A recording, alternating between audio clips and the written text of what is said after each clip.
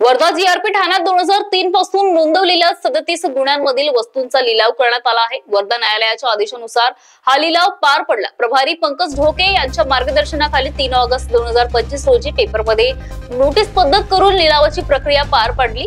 यातच 35 mobile, 1 laptop आणि 1 cycle या वस्तूंचा समावेश होता।